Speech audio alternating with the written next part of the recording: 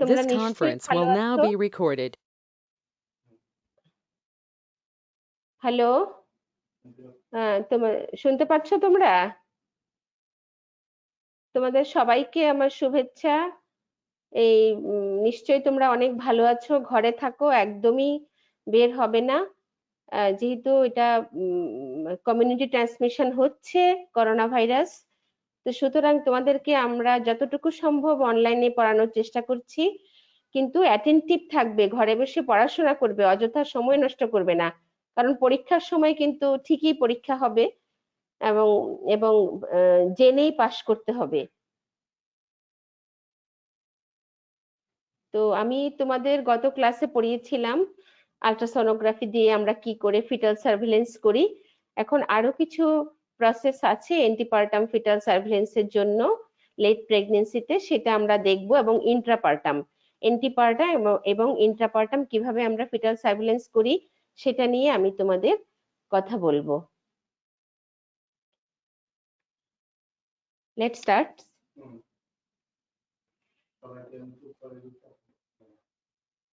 হ্যাঁ, আচ্ছা। Antepartum fetal surveillance in late pregnancy objective কি? অবজেক্টিভস হচ্ছে prevention of fetal death, avoidance of unnecessary interventions. Interventions মানে আমরা যাতে অযথা বাচ্চা মানে খারাপ আছে মনে করে অপারেশনটা না করে ফেলি, সিজারিয়ান সেকশন না করি, সেই জন্য আমাদের এইসব প্রসেস করে আমরা সার্ভিলেন্সটা করা খুবই ইম্পর্টেন্ট। কি কি মেথডে করতে পারি সেটা হচ্ছে ক্লিনিক্যাল, বায়োকেমিক্যাল এন্ড বায়োফিজিক্যাল। দেখো ক্লিনিক্যালটা কিভাবে করব, যাচ্ছে না তো, এখানে যাচ্ছে না। ক্লিনিক্যাল কিভাবে করি? By history of fetal movements. Fetal movements কি করে কাউন্ট করতে হয় সেটা গত ক্লাসেও আমি তোমাদের বলেছি, এবারও আরেকটু বলি। Measuring symphysis of clinically by করতে পারে by history of fetal movement, measuring symphysis of fundal height and abdominal girth that term. কত থাকে অ্যাবডোমিনাল গার্ড দ্যাট টার্ন? 90 থেকে 98 centimetre. Status of fetal heart rate. Biochemical কি করে করা যায়? This test is mainly done for assessment of pulmonary maturity by detecting scalp blood pH obviously after rupture of membrane। সেটা তো এন্টিপার্টাম সম্ভব না, এন্টিপার্টাম টাইমে সেটা সম্ভব না। ইন্টারপার্টাম যদি মেমব্রেন রাপচার হয় তাহলেই সম্ভব। বায়োফিজিক্যাল কি করে করা যায়? বায়োফিজিক্যাল একটা ইটিওপ্যাথোজেনেসিস তোমরা দেখো, it is a screening test for uteroplacental insufficiency. কি শোনা যায় না? The fetal biophysical activities are initiated, modulated, and regulated through fetal nervous system. The fetal CNS is very much sensitive to diminished oxygenation. So, hypoxia যদি হয় hypoxia তাহলে কি হবে? তার মেটাবলিক অ্যাসিডোসিস হবে এবং কার্বন ডাইঅক্সাইড বেড়ে গিয়ে মেটাবলিক অ্যাসিডোসিস হবে, দেন সিএনএস ডিপ্রেশন হবে, then changes in fetal biophysical activity. তার বায়োফিজিক্যাল অ্যাক্টিভিটি চেঞ্জ হয়ে যাবে, ফিটাল মুভমেন্ট কমে যাবে। The following biophysical tests are used. So it is very very important to detect biophysical test. কি করে করা যায়? Number 1, fetal movement count, non stress test, ultrasonography, fetal biophysical profile, যেটা কি কি দিয়ে করি আমরা? non stress test plus amniotic fluid index, cardiotocography, Doppler ultrasound and amniotic fluid volume, detection of amniotic fluid volume by ultrasonography। এখন কি করে fetal movement count আমরা করি? দেখো, any of the two methods can be applied. একটা হচ্ছে Cardiff count 10 formula. In this the patient counts fetal movement starting at 9 AM। সকাল 9টা থেকেও শুরু করতে পারে, 10টা থেকেও শুরু করতে পারে, আবার 8টা থেকেও শুরু করতে পারে, যখন যার সুবিধা। The counting comes to an end as soon as 10 movements are perceived. যখন থেকে শুরু করবে তারপরে থেকে 10টা মুভমেন্ট যতক্ষণ পর্যন্ত হবে, সেটা মুভমেন্টও হতে পারে, কিক কাউন্টও হতে পারে। 10টা মুভমেন্ট হওয়ার পরে সে বন্ধ করে দিবে। She is instructed to report the physician if কখন সে ফিজিশিয়ানকে ইনস্ট্রাক্ট করবে, রিপোর্ট করবে, সেটা দেখো, less than 10 movements occur during 12 hours on successive 2 successive days. যদি 2 দিনে 12 ঘন্টায় 10টা মুভমেন্টের নিচে হয় তখন সে ফিজিশিয়ানকে রিপোর্ট করবে। or no movement is perceived even after 12 hours in a single day. একটা দিনে, যে কোনো একদিনে তার 12 ঘন্টায় একটাও মুভমেন্ট হলো না, প্রথম দিনেই তার 12 ঘন্টায় একটাও মুভমেন্ট হলো না, তখন সে ফিজিশিয়ানকে রিপোর্ট করবে।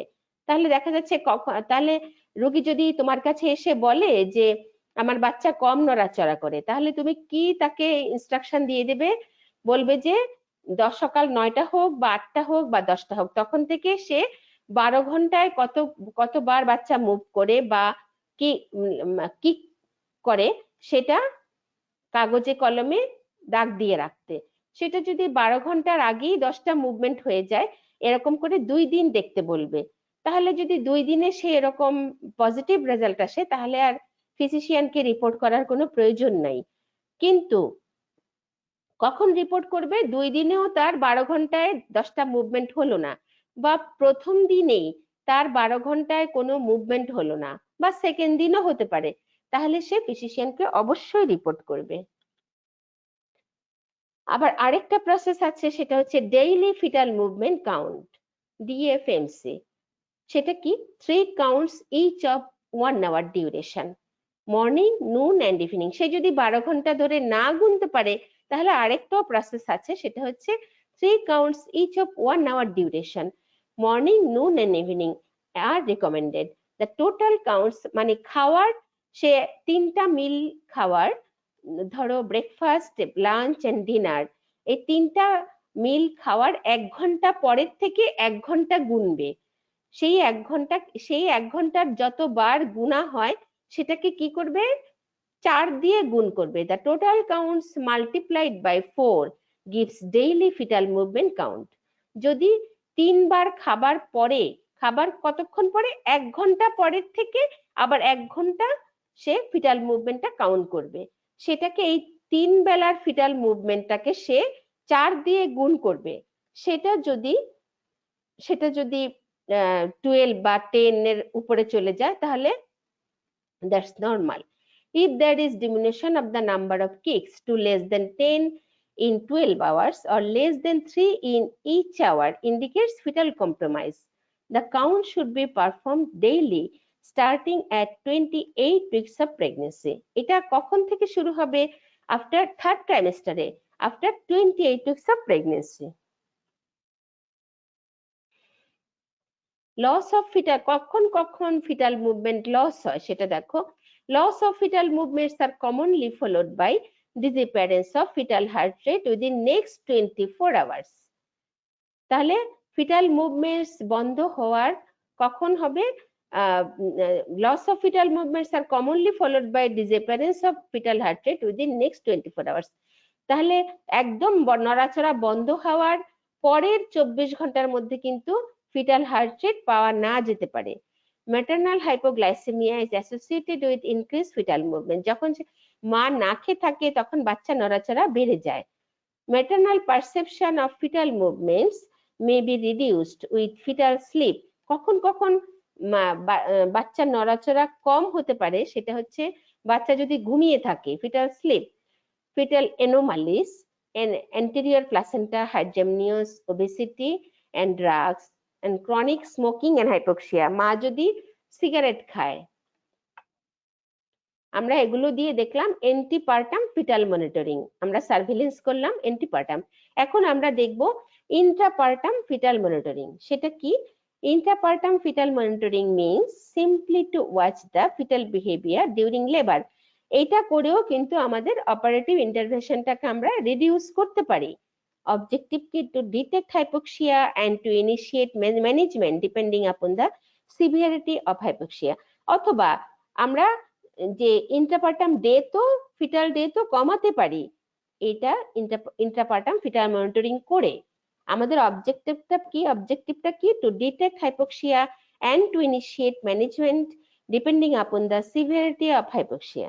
Severe hypoxia in labor when associated with metabolic acidosis can cause fetal organ damage or fetal death. কি হতে পারে? ইন্টারপার্টাম যদি ফিটাল হাইপোক্সিয়া হয় তাহলে কি হতে পারে? মেটাবলিক অ্যাসিডোসিস হয়ে ফিটাল অর্গান ড্যামেজ হতে পারে এবং ইন্টারপার্টাম ফিটাল ডেথ হতে পারে। এই জন্য it is very very important. এটা একটু দেখো, ইন্টারপার্টাম ফিটাল হাইপোক্সিয়া কি করে হয়, একটা ইটিওপ্যাথোজেনেসিস জানা দরকার, না হলে তো বোঝা যাবে না, কখন তুমি ম্যানেজমেন্টটা নিবে সেটা বুঝবে না। এটা একটু দেখাচ্ছি। In between contractions the intraluminal pressure within the spiral artery, যখন ইউট্রাইন কন্ট্রাকশন হয় না ডিউরিং রিল্যাক্সেশন পিরিয়ড, কত থাকে? 85 millimetre of mercury is higher than the intramyometrial pressure. কারণ ইউট্রাইন তখন রিল্যাক্সেন্ট ফেসে থাকে, তখন স্পাইরাল আর্টারি বেশি প্রেসার থাকার জন্য বাচ্চার মধ্যে সার্কুলেশনটা চলে আসে। Is higher than the intramyometrial pressure to maintain the uteroplacental blood flow. এটা হচ্ছে during the uterine relaxation period. এখন পিক কন্ট্রাকশনে কি হয় দেখো, during peak uterine contractions myometrial pressure কত থাকে? 120 মিলিমিটার অফ মার্কারি। তো বিরক্ত করে ফোন এসে। এক্সিস দ্য আর্টারিয়াল প্রেসার, তাহলে আমরা দেখলাম যে স্পাইরাল আর্টারির প্রেসারটা কত থাকে? 85 মিলিমিটার মার্কারি। আর মায়োমেট্রিয়াল যখন কন্ট্রাকশন হয় তাহলে কত থাকে? সেটা 120 মিলিমিটার অফ মার্কারি, যেটা আর্টারিয়াল প্রেসারকে এক্সিড করে, causing temporary halting of oxygen delivery to the fetus through the placenta. তাহলে দেখলাম যে ইউট্রাইন কন্ট্রাকশনের সময় যেহেতু মায়োমেট্রিয়াল প্রেসারটা স্পাইরাল আর্টারির প্রেসার থেকে বেশি থাকে, তখন সেই ইউটেরোপ্লাসেন্টাল সার্কুলেশনটা কমে যায় এবং বাচ্চার মধ্যে অক্সিজেন ডেলিভারি কম হয়।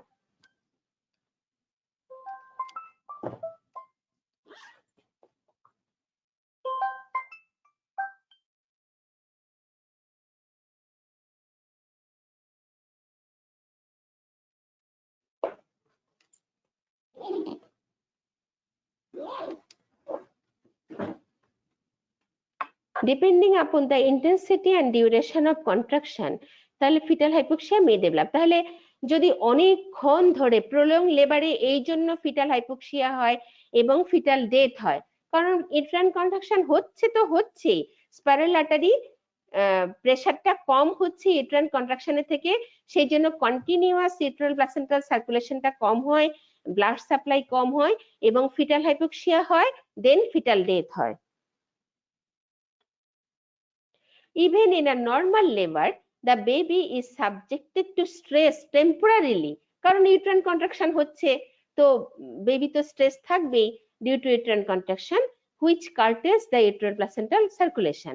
A healthy fetus can withstand the stress of labor within physiological limits, but in a compromised fetus or in a pathological state of labor, the fetal distress may appear abruptly.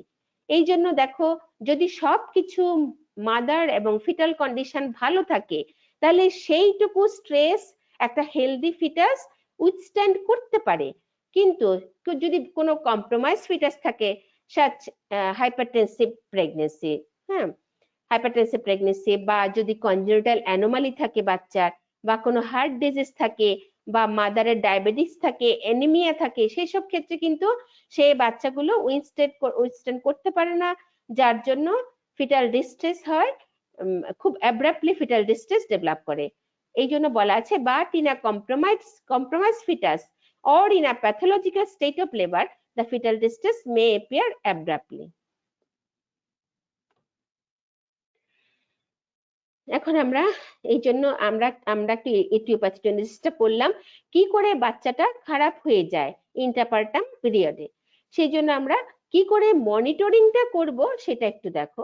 Clinically কি করতে পারি? By auscultation of fetal heart rate, কারণ uterine কন্ট্রাকশনের সময় তো মা fetal movement তেমন বুঝবে না, সেই জন্য ফিটাল হার্ট রেটটা ডিটেকশনটা খুবই জরুরি।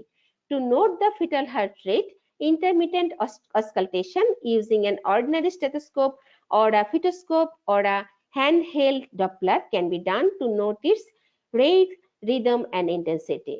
Normal fetal heart rate কত দেখো, in between contractions with a variation between 110 and 160 per minute এর মধ্যেই থাকে বাচ্চার হার্ট রেটটা। There may be slowing of fetal heart rate during a contraction due to vagal stimulation. বাচ্চার ইউট্রাইন যখন contraction হয় তখন বাচ্চার কি হয়, ফিটাল হার্ট রেটটা স্লো হয়, সেই জন্য আমরা কন্ট্রাকশনের সময় ফিটাল হার্ট রেট দেখি না। Due to vagal stimulation, which however comes back to normal before the contraction passes off. কন্ট্রাকশনটা চলে গেলে আবার ফিটাল হার্ট রেটটা ঠিক হয়ে আসে।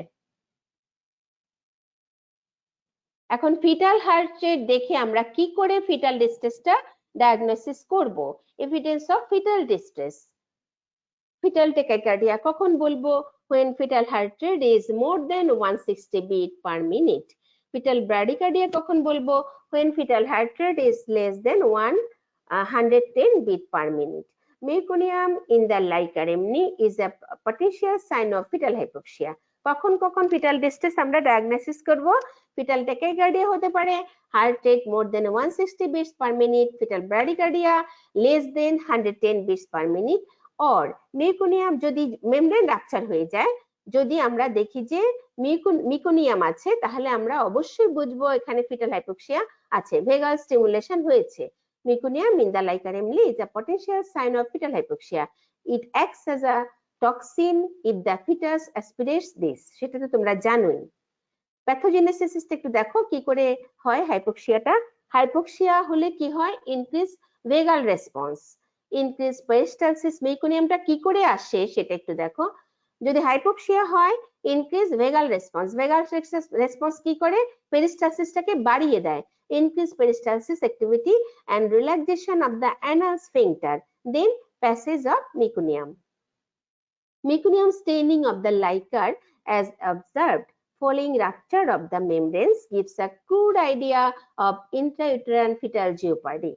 তাহলে অবশ্যই মেমব্রেনটাকে রাপচার করতে হবে বা স্পন্টেনিয়াসলি রাপচার হতে হবে, নাহলে তুমি মেকোনিয়াম স্টেনিং লাইকারটা বোঝা যাবে না। এবার আসো বায়োফিজিক্যাল কি করে করি। আল্ট্রাসাউন্ড সেটা তো তোমরা জানোই। আল্ট্রাসাউন্ডে আমরা ডপলার ইফেক্ট দিয়ে ফিটাল হার্ট রেট দেখতে পারি, আবার কি করতে পারি? এমনিওটিক ফ্লুইড ইন্ডেক্সটাও দেখতে পারি। এবার আসো amniotic fluid index, very very very very important. সেটা এন্টিপার্টাম খুব বেশি প্রয়োজন, ইন্টারপার্টাম আমরা দেখতে পারি। এমনিওটিক ফ্লুইড ইন্ডেক্সটা বলতে কি বোঝায় এটা একটু দেখো। is a quantitative estimate of amniotic fluid and an indicator of fetal well-being. It is a part of the biophysical profile. It is the score expressed in centimeter given to the amount of amniotic fluid seen on ultrasonography of a pregnant uterus. And amniotic fluid index between 8 to 18 centimeter is considered normal. 7 to 25 extremely বলা হয়, কিন্তু 8 to 18 centimeter is considered normal. How to calculate amniotic fluid index in ultrasound? কি করে calculate করা যায় সেটা একটু দেখলে তোমাদের ইন্টারেস্ট হবে।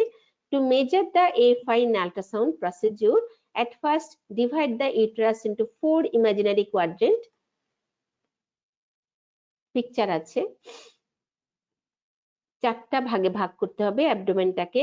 The linear nigra is used to divide the uterus into right and left halves. To calculate the AFI, the anterior-posterior diameter of the each empty fluid pocket of 4 quadrant are added together. The AFI normally 7 to 25, 8 to 18 বলা আছে, এটা critical, 7 to 25 হচ্ছে critical. In addition, each individual pockets of fluid should be 2 to 8 centimeter. Picture দেখো, picture এটা হচ্ছে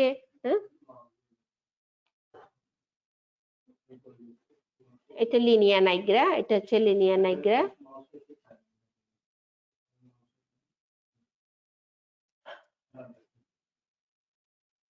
এটা হচ্ছে লিনিয়া Niagara মাঝখানে, আর এটা হচ্ছে পয়েন্ট অফ আম্বিলিকাস। এই দুইটার মাঝে আমরা দুইটা লাইন টানবো, একটা হচ্ছে হরিজন্টাল আর একটা হচ্ছে ভার্টিক্যাল, একটা হচ্ছে হরিজন্টাল। এই একটা পকেট, এই একটা পকেট, এই একটা পকেট, এই একটা পকেট, এই 4টা পকেটে লেভেলটা দেখবো এইভাবে আমরা।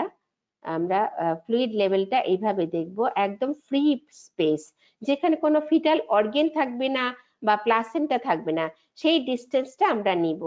এখানে দেখো কত আছে, এখানে দেখো মানে এখানে এই 4টা পয়েন্ট, এখানে একটা পয়েন্ট, এখানে এই পয়েন্টে আমরা দেখব ফ্রি স্পেসে অ্যামনিওটিক ফ্লুইডটা, মানে ব্ল্যাক স্পেসটা, যেহেতু পানির কালারটা হচ্ছে ব্ল্যাক, ফ্লুইডের কালার অলওয়েজ ইজ ব্ল্যাক। এখানে একটা ডিস্টেন্স দেখবো, এখানে ডিস্টেন্স দেখবো, এখানে দেখবো, এখানে দেখবো, এই 4টা যোগ করে, এই ডিস্টেন্সটা যোগ করে যদি 7 to 25 সেন্টিমিটার হয়, তাহলে সেটা নর্মাল লেভেল বলা আছে। 7 এর পরে ক্রিটিক্যাল এবং 25 এর উপরে ক্রিটিক্যাল, এইভাবে দেখা যায়। নেন পরেরটাতে, এই যে দেখো picture of measurement of AFI.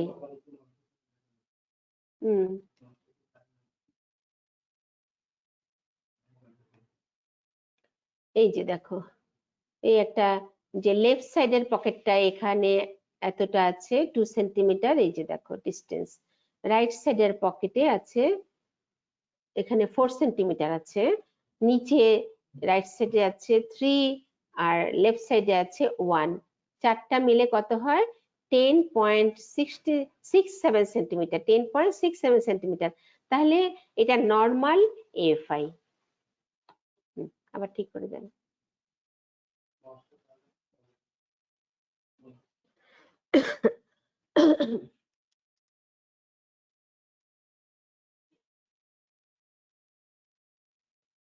এখন আমরা আরেকটা টপিকস পড়বো, ইন্ট্রাপার্টাম এন্ড এন্টিপার্টাম মনিটরিং বাই সিটিজি, যেটাকে আমরা বলি কার্ডিওটোকোগ্রাফি tracing with fetal movement. Very important CTG.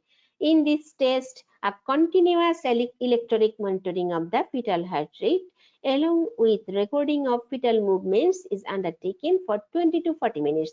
20 থেকে 40 মিনিট ধরে বাচ্চা নড়াচড়ার সঙ্গে তার যে হার্ট রেটে চেঞ্জ হবে সেটাই, এবং চেঞ্জ হওয়ার পরে যে ট্রেসিংটা আসবে সেটাই হচ্ছে কার্ডিওটোকোগ্রাফি tracing. There is an observed association of fetal heart rate acceleration with fetal movements. দেখা যায় যে বাচ্চা যখন নড়াচড়া করবে তখন ফিটাল হার্ট রেটটা এক্সিলারেশন হবে, একটু বেড়ে যাবে। Which when present it indicates a healthy fetus. যদি ফিটাল হার্ট রেট এক্সিলারেশন থাকে কার্ডিওটোকোগ্রাফি ট্রেসিং এ, তাহলে আমরা বুঝবো যে এটা হেলদি ফিটাস। যতটুকু বোঝা যায় অনলাইনে, এটা পিকচার দেখিয়ে সামনাসামনি বুঝতে হতো তোমাদের, যেহেতু এটা একটা গ্রাফ পেপার।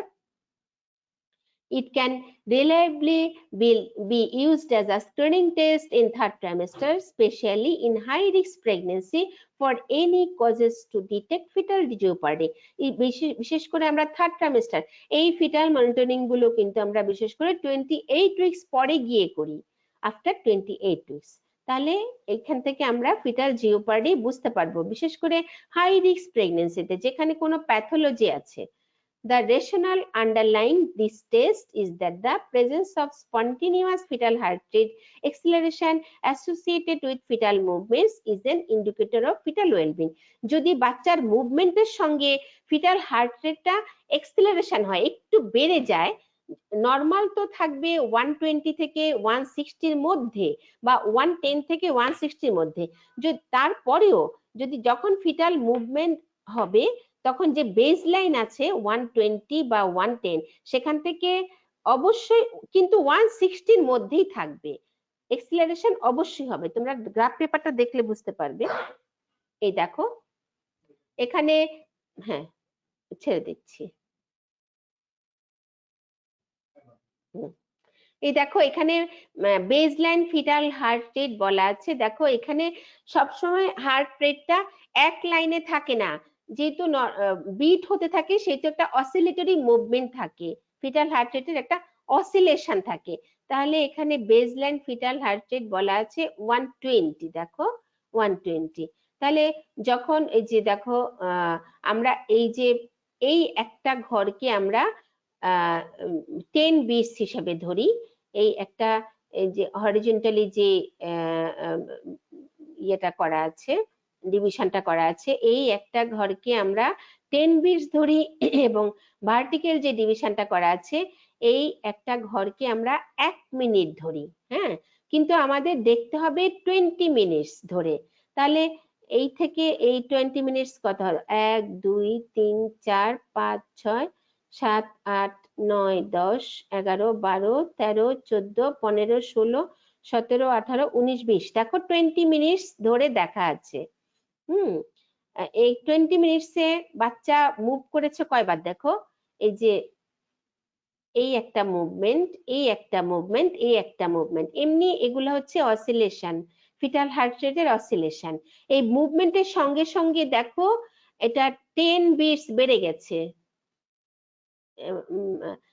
ইউজুয়ালি 15 থেকে 25 বিটস করে বেড়ে যায় প্রত্যেকটা মুভমেন্টের সঙ্গে সঙ্গে।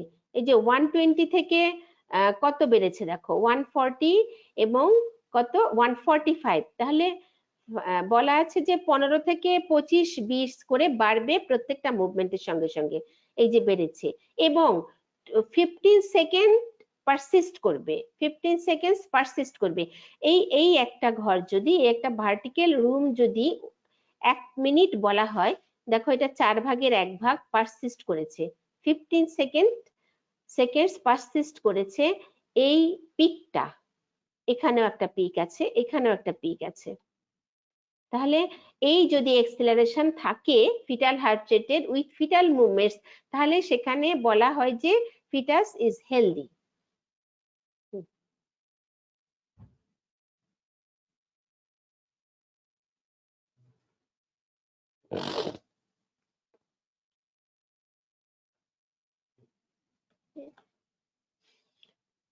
This is CTG tracing of non stressed, যেটা তোমরা দেখলে পিকচারটা, এটা একটা CTG tracing showing baseline fetal heart rate is 120, এখানে বলা আছে fetal baseline fetal heart rate 120 beats per minute, baseline variability is 20 beats per minute, variability 20 beats হতে পারে।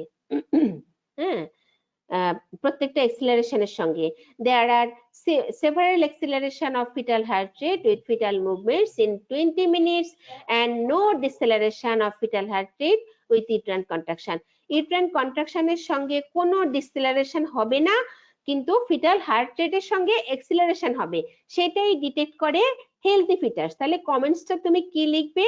রিয়েক্টিভ নন স্ট্রেসড। যদি এরকম ফিটাস হেলদি থাকে, প্রত্যেকটা ফিটাল মুভমেন্টের সঙ্গে ফিটাল হার্ট রেটের এক্সিলারেশন হয়, কত এক্সিলারেশন হবে? 15 to 25 বিটস, 15 থেকে 25টা বিট বেশি বাড়বে প্রত্যেকটা ফিটাল মুভমেন্টের সময়, এবং সেটা 15 সেকেন্ড পারসিস্ট করবে। তাহলে তুমি সেটাকে কি বলবে? Reactive non stress test. এখানে একটা আছে, দেখো এখানে একটা গ্রাফ পেপার আছে, এই যে ফিটাল মুভমেন্টের সঙ্গে এক্সিলারেশন হয়েছে, এখানে একটা এক্সিলারেশন আছে, এখানে একটা এক্সিলারেশন আছে, কিন্তু হ্যাঁ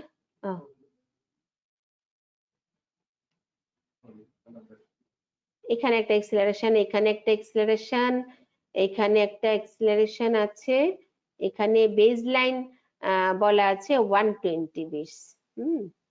120 বিটস আসছে না, আরেকটা দেখাবো।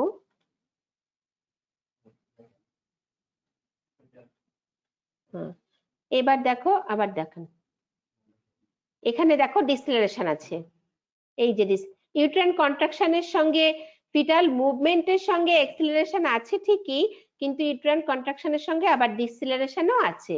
তাহলে সেটা কি বলবো আমরা? Fetus is not healthy. তাহলে সেটা হবে non reactive non stress test. এখানে একটা ডিসেলারেশন আছে, এখানে একটা ডিসেলারেশন আছে, এখানে একটা ডিসেলারেশন আছে। চেঞ্জ করেন।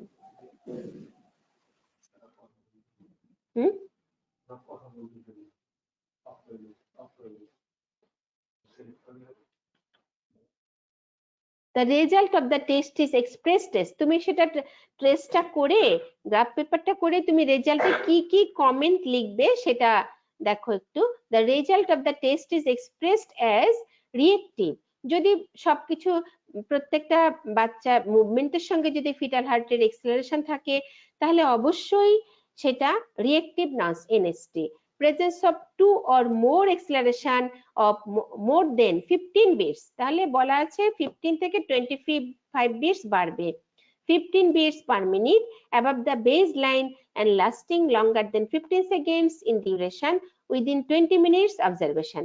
যদি তুমি 20 মিনিট ধরে একটা অবজার্ভ করো, তাহলে বাচ্চার নড়াচড়ার সঙ্গে যদি 2 or more, দুইটা থেকে বা দুইটার বেশি, একটা হওয়া যাবে না, কিন্তু দুইটা অ্যাটলিস্ট দুইটা হতে হবে, দুইটা or তার বেশি এক্সেলারেশন হয় এবং বেস লাইন যে তুমি ফিটাল হার্ট রেটটা ধরো সেটা 110 হতে পারে, 120 হতে পারে, তার থেকে কত বাড়বে ফিটাল মুভমেন্টের সঙ্গে?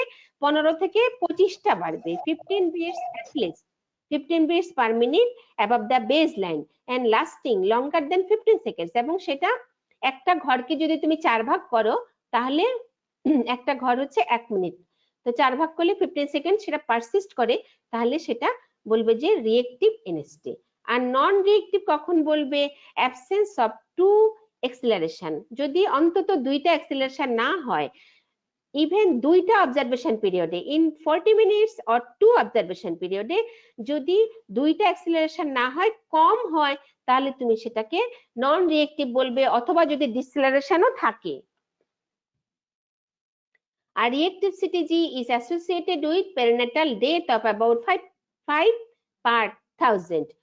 রিয়েক্টিভ হলেও কিন্তু সেটা কোনো কারণে বাচ্চা মারা যেতে পারে, পেরিনেটাল ডেথ হতে পারে, মানে 7 দিন, জন্মের 7 দিনের মধ্যে, সেটা খুবই কম, 1000-এ 5 জন।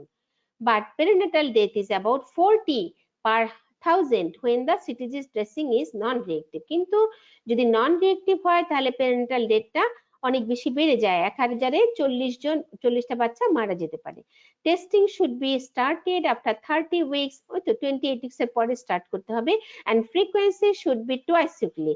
যদি প্যাথোলজিক্যাল কন্ডিশন থাকে তাহলে সপ্তাহে 2 বার করতে হবে।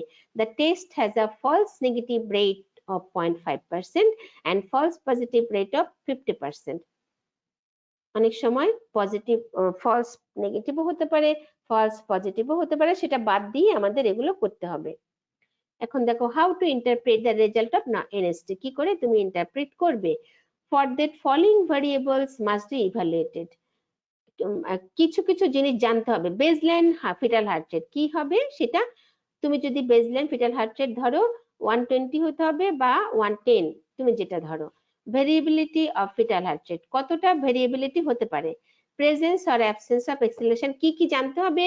Baseline fetal heart rate, variability এবং presence or absence of acceleration, presence or absence of deceleration. এই 4টা পয়েন্টস মনে রেখে ট্রেসিংটা ইন্টারপ্রিট করতে হবে। In tracing each horizontal square, যেটা তোমাদের আগেই বলে দিয়েছি আমি, horizontal square indicates 1 minute and vertical square denotes 10 minutes per minute.